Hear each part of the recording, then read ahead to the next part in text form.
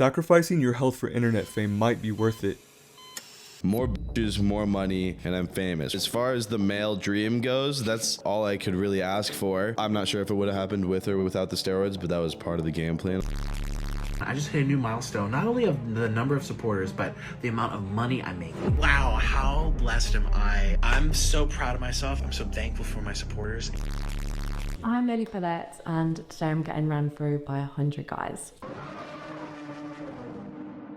Each of these influencers went viral by degrading their physical health for content. Nikocado Avocado became morbidly obese for his YouTube videos. Togi blasted unholy amounts of steroids to build his fanbase.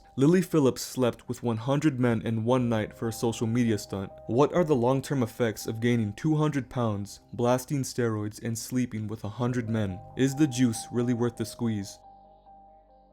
What if I said you could have 1 million followers, $30,000 a month from making content, and countless business opportunities coming your way, except you automatically lose 20 years off your natural lifespan? Togi took this deal by deciding to take steroids, indulging in hard drugs, and destroying his mental health. Look at what he gained from sacrificing his physical well-being, money, fame, and the ability to live his desired reality. His influence is undoubtedly creating a ripple effect within the fitness industry. Hundreds, if not thousands of young men are deciding to play Russian roulette with their lives, on the slim chance they might find success. Togi has been vocal on his decisions, even going so far as to say steroids and gambling are what he lives for, rationalizing the fact that numerous teenagers are hopping on steroids because of him. The problem is that the young fitness influencers who are promoting copious drug use to get to their goals, making millions of dollars on YouTube, it's going to get a lot of kids to do it as well. Here's the thing, just because something's dangerous, like abusing steroids dangerous, that doesn't mean we shouldn't normalize it. Like, things that are awesome, entertaining, are dangerous. UFC,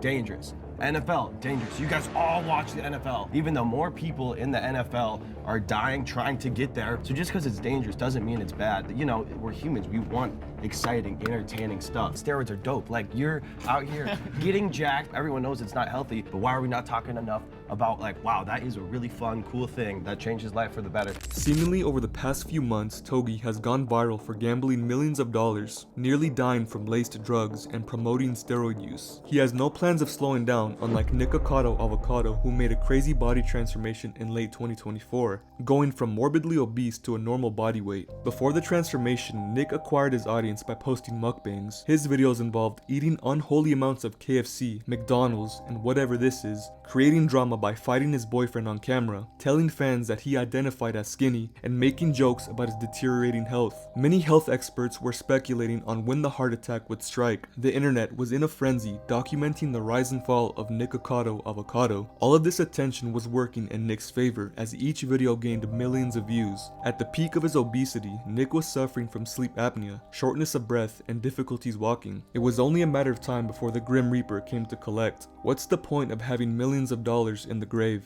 In a shocking turn of events, Nick posted a cryptic video explaining the method behind his madness. 2 steps ahead. This has been the greatest social experiment for my entire life. So I am the villain.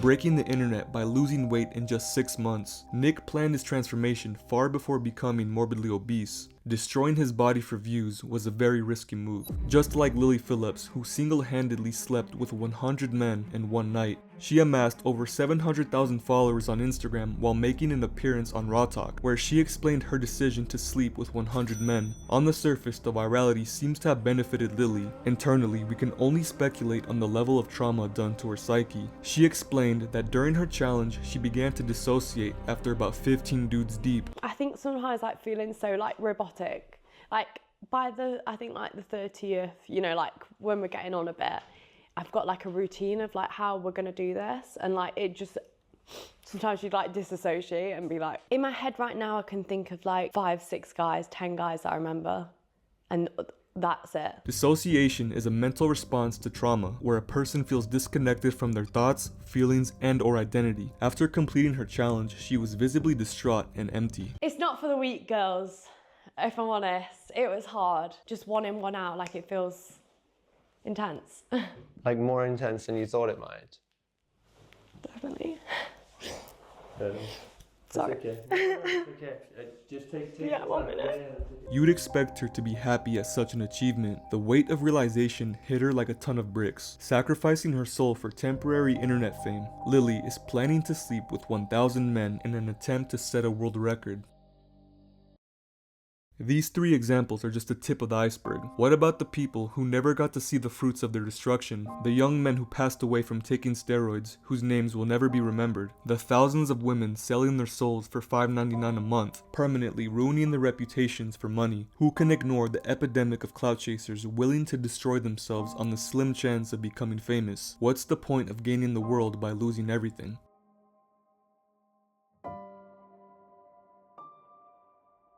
Turn it off. That's what I would say. It's hard for young people now because they're hooked. They're addicted. If you don't think you're addicted, and I'm talking about anyone, from the highest to the lowest, if you don't think you're addicted, then see if you can turn it off for a week. It got quiet in here, didn't it? Didn't it get real quiet? It's a tool. So we should use it. God has blessed us with free will. Now it's free will magnified, free will on steroids. You're free to go in any direction you want. It will allow you, and it's not the enemy. It's just a reflection of our own free will. Oh, and we all want to be liked. But now we want to be liked by 16 million. And will now some of us do anything to be liked? We used to do anything to be liked, but it was by the person in front of you. Now it's to be liked by 16 million people that you don't know. We have to ask ourselves, what is the long-term, if not the short-term effect of too much information?